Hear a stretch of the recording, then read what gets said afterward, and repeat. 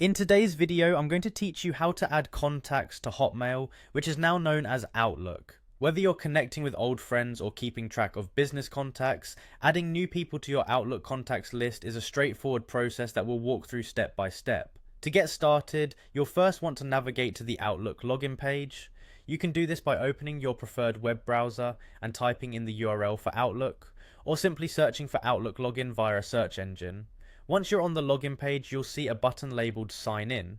Go ahead and click on that. This will prompt you to enter your email address and password. Be sure to enter your credentials accurately. If you've forgotten your password, there's an option to recover it, but that might require some additional steps, so keep your recovery information handy. Once you've successfully logged in, you'll arrive at the Outlook homepage. From here, direct your attention to the menu on the left-hand side. You're looking for an icon labeled People.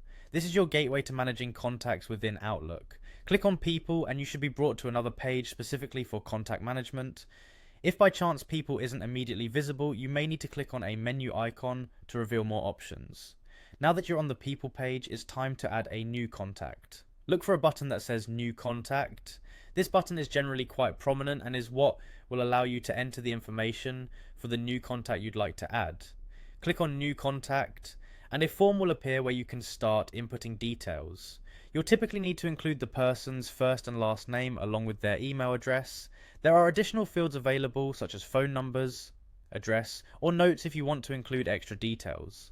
After you've filled in all the necessary information, be sure to look for a save button or icon to finalize adding this contact to your list. It's a good idea to double check the entered information for accuracy before hitting save, just to avoid any potential communication hiccups later on. And that's it. After saving, your new contact will find its place within your Outlook contacts list, ready to be emailed or connected with at any time. It's a simple but essential task, especially if you're managing many contacts within your email account.